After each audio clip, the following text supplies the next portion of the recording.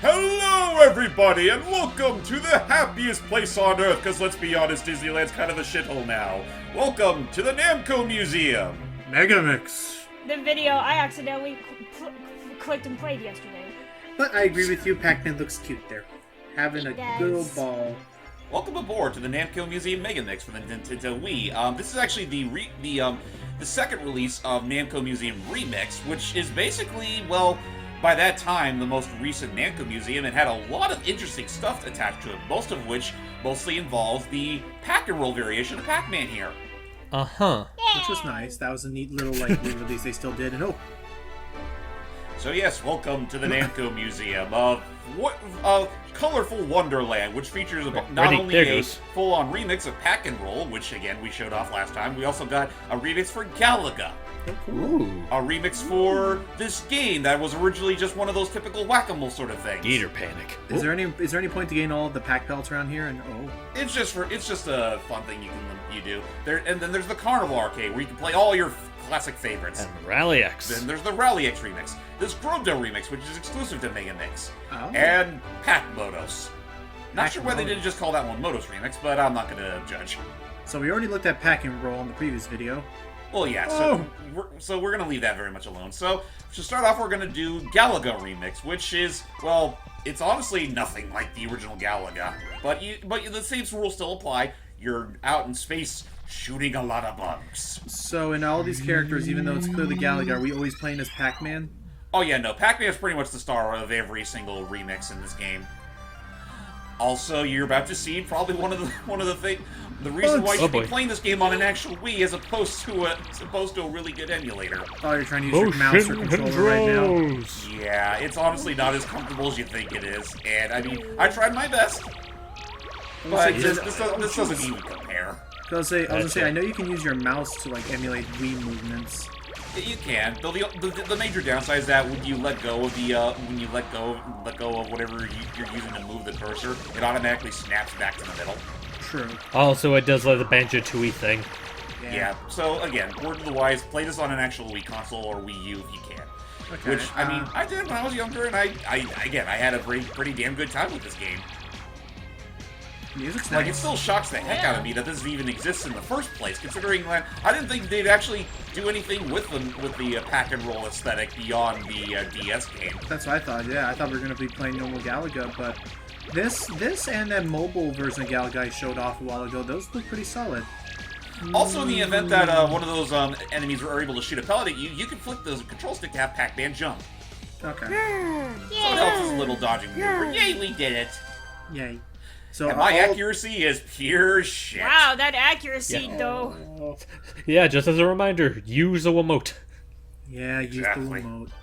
But, Which, I mean, I'm sure it's possible to sync one up with Dolphin,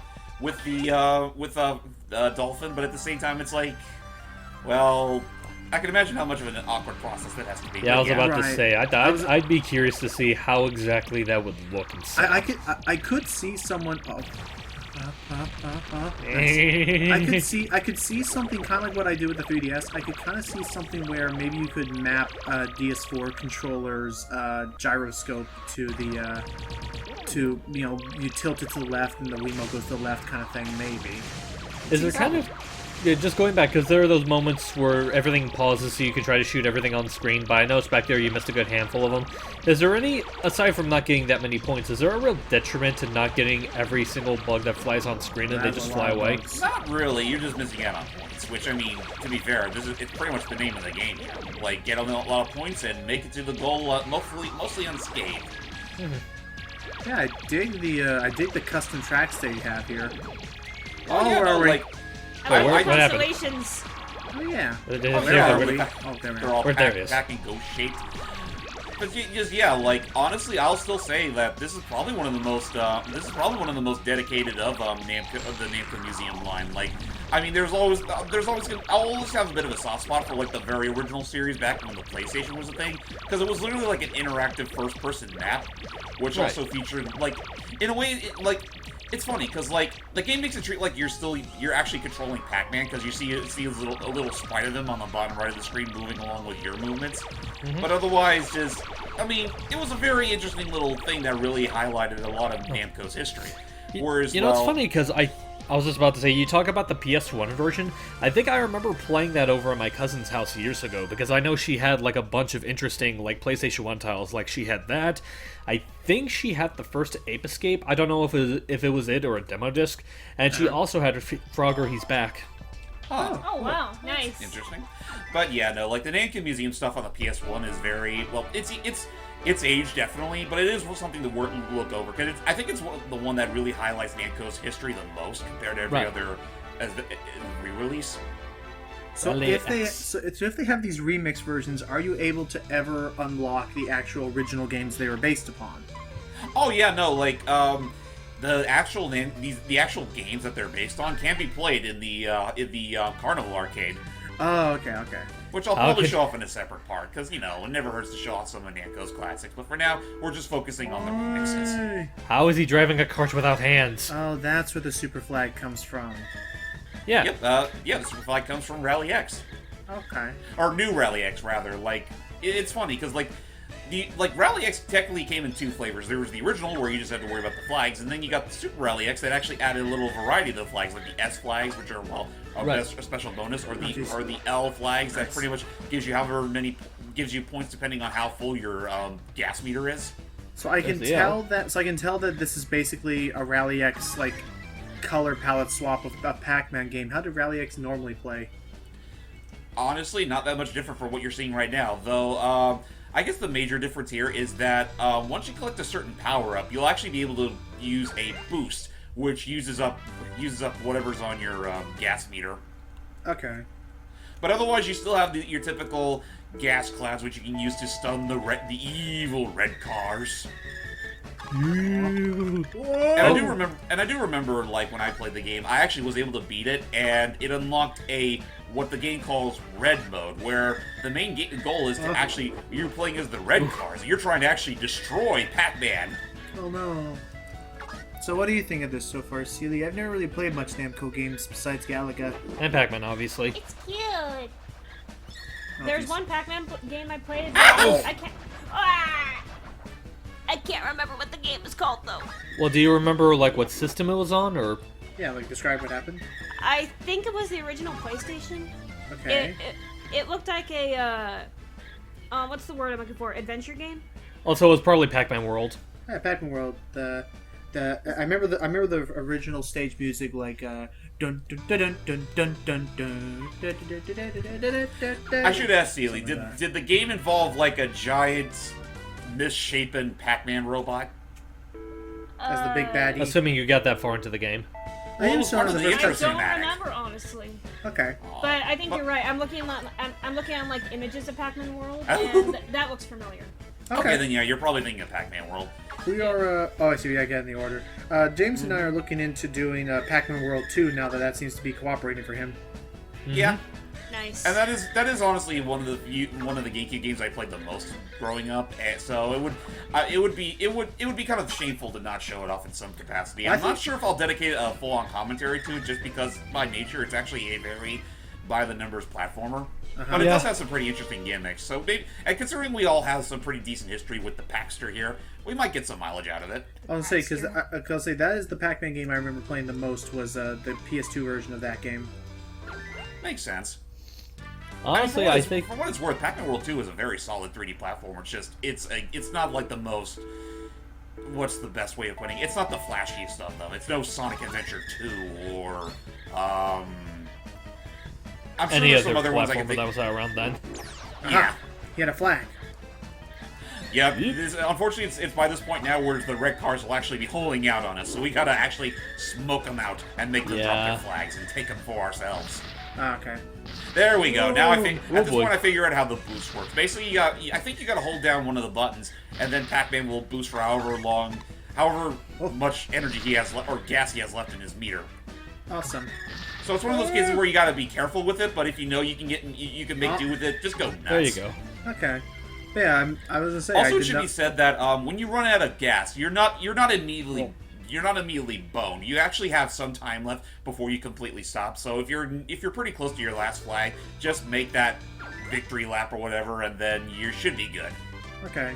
The game's only completely over when you run out of gas, in which case you're a helpless little pack about to be run over by the red car. Ouch. I was gonna say it nice. What was I gonna say? I know when we went into this, I was not expecting that they were actually going to be all these like party games starring the pack and roll. I honestly, again, for a game like Namco Museum, I really did not expect them to put like all of their chips down on a DS report. Oh yeah, no, it's really weird in that sense. Like, I mean, I wouldn't be surprised if their main reason is because it was made by the exact same development team of Pack and Roll, which would really, again, it would really make sense in that regard. But otherwise, like, this is probably the most involved a Pac-Man Museum game has ever been in terms of like its extra content. Like, usually it's just all about like playing all the classic titles like Pac-Man or Galaga or Mappy. Right, like that's what I was expecting with a title like Museum Megamix. It sounded to me kind of like, you know, the rare replay of Namco. Yeah, which is, well, I guess something I could also bring up. Megamix does add in a few extra classic games into the mix as well. Like, believe it or not, the original Pac-Man was not part of the initial release. They actually had to add that with this re-release. That's kind of silly. Whoops. It kind of is, but I can sort of understand the context. Anyway, welcome to Pac Modos. Basically, if you've ever played Modos, the whole goal of Modos is just to knock out all the enemies off the playing field, but also to make sure that you yourself don't get knocked off yourself. Yeah, it's basically bumper balls. Yeah, welcome to Pac Sumo. That's essentially what it is. Yeah, great. Now that you made that comparison, Logan, I have this image in my head of like a sumo wrestler, but his massive stomach, it just has like Pac-Man's face painted on it. Oh, there we go, broken heart. Also, what were those little tickets we got on that little settings option bar we had at the very beginning? Wait, tickets? Oh, you mean the pack? We got these little pack bar thingies. Oh, you mean the pack chocolates? Chocolate? Did you say chocolate? Yes, sir. With or without pack pellets. Okay, so you can give yourself little you can Power-ups. Okay, but you have a limited supply of them. Yep. For example, with the jump power-up, well, it lets us jump. If you Now, have, does it only? I was about to say, does it only last for the one stage, or are they permanent? I want to say they last for however long for as long as you don't die. Okay. I could be wrong on that. It has been a little while since I recorded this. Okay, because I was gonna say, oh jeez, because I was gonna say it would kind of suck if it was something where like you use a ticket, you use a pack chocolate, and then you die in that level, and you basically waste it because it doesn't let you use it again. But I see what's happening here. Then okay. Now I'm going to switch over to the Knight Armor, or Charge, which gives us a charge attack. It's a little on the finicky side, though.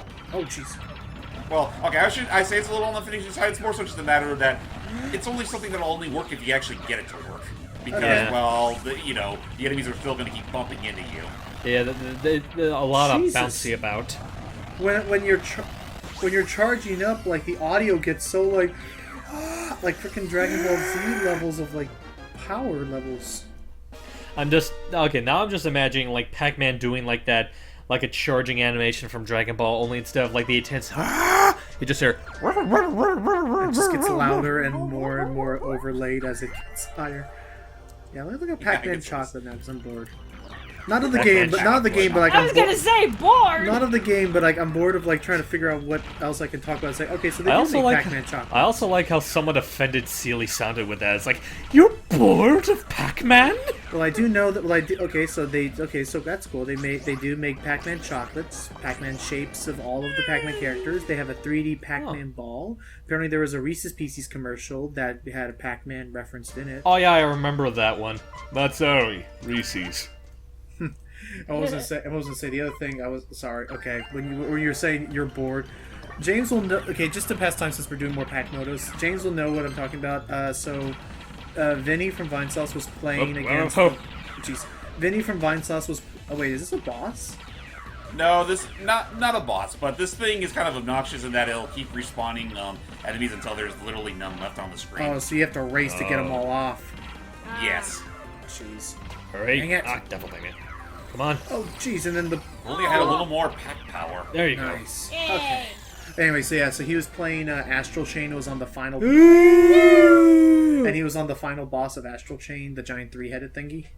Uh huh. And to which someone in his chat said, "This game looks boring." To which he was just like, "What do you want from a game for it to not be boring if this doesn't look boring?" As he's I know, right? Considering the all the spectacle in that fucking game. as he's destroying platforms and you're jumping and running away as he's laser beam. Anyway, now we're I've just real quick since it conked off a little bit. What game is this again? Astral Chain, which Okay. is basically Platinum's latest drug trip of a game. A part of me does want to show that game off for the channel, but well, first of all, that game section can get a little time consuming, and secondly, we've already agreed that we should probably do Bayonetta first before we do Astral Chain. Oh no, my chocolates! Oh. Okay, but I see. I should probably. I feel like it's due credit for Platinum to do their first big standout title first.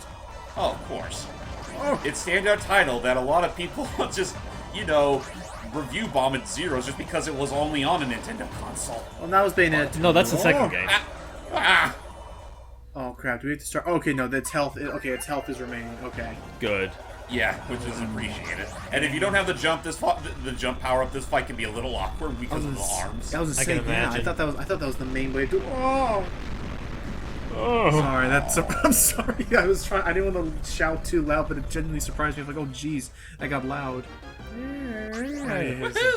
Anywho's, and so, but yeah, I would love to take a look at Astral Chain since it looks to be a really fun title. But it's easily one of Platinum's most solid. But that's the thing. But every Platinum game, Gator Panic.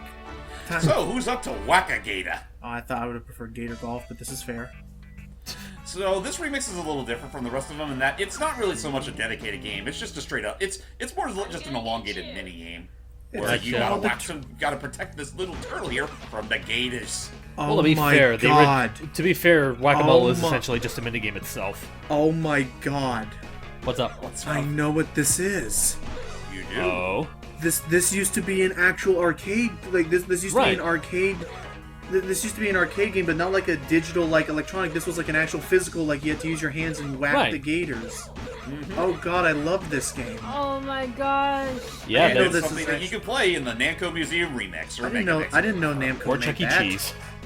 Yep, this is Namco's little Pac-Man looks so happy.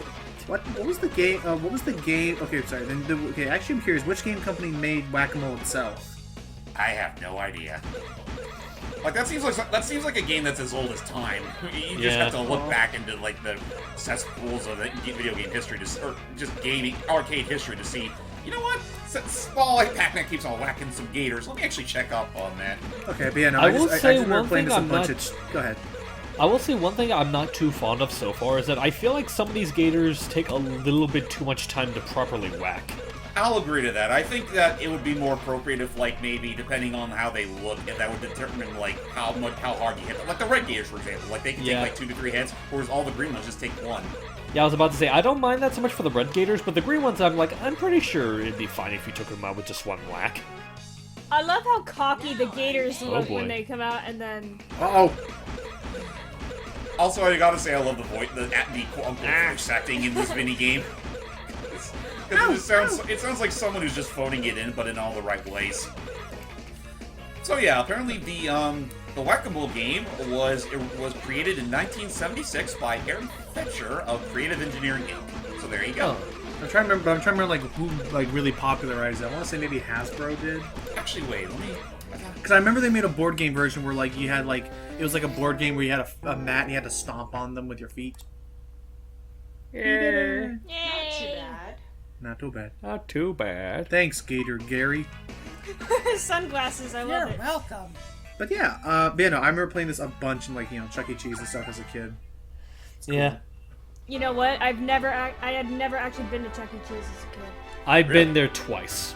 I've only been once or twice, but I can tell you right now, it's not exactly the best place anymore. Now it's it's only the best place in the world if you're a kid, nothing more. The closest thing I've been to as a kid to Chuck E. Cheese was a place called Odyssey 1. Mm-hmm. I think it was a Washington State exclusive thing, but it had these arcades, go-karts, play area, etc. That sounds like Scandia. It's another place around here in California. James, what is this and why are you sucking? Okay, so this is the final remix I'll be showing off. This is Grobda Remix. Again, this was made exclusively for the Megamix re-release, and it's based on Grobda, where you control a tank which has this ongoing laser gun and a shield, and I will say, to be perfectly honest, it's a little tricky to actually time your shield usage. I would say, especially since you got to be aware of how much you use your shield, because the more you use it, once the gauge gets to certain levels, you do lose some of your functions. Like once you reach the red, I think your laser stops working as efficiently as it does now. I would say, I will say something that I was about to say. Something that I do find interesting is that, like, you know, the explosion that happens when you die. It looks like that is capable of hurting people. It does. Like, all the explosions hurt everything. I was gonna say that. Oh, jeez. Trust me, I'm not that good at I am not that good at this really hectic arcade. No, I was going to agree with you. I was going to agree with you that, especially when you're in the middle, like, there is way too much happening sometimes. Yeah, and I will admit the controls aren't quite solid enough to really make do with it. Okay. But it seems like it's more. But it seems like it's less about surviving, more so just how many times can you defeat enemies before time runs out. Yeah. Right. It's a pure score attack. Okay. But yeah, currently nowadays the big play places I know of are John's Incredible Pizza. That's a big one around here. Dave and Buster's. Dave and Buster's is like that for adults, and they have some really cool stuff there as well. Oh yeah, like let's never forget the time we had playing Luigi's Mansion Arcade. Yeah. I really need to see where the nearest Dave. Logan and I were planning to go to Dave & Buster's that I have here in my area, but it doesn't have very good reviews. Yeah, I know the one that James and I went to. The food probably could have been better. I thought the food was alright for what it was worth. Maybe on a less busy day. I do need to see if there is one in Nashville. Let me look that up. Let's see. I'll look it up after this video. But yeah, that I guess that was it. That looked fun though. I genuinely was surprised by how much they put into this. Again, I thought it was just going to be a straight up rare replay, and that would have been it. Yeah, I thought so.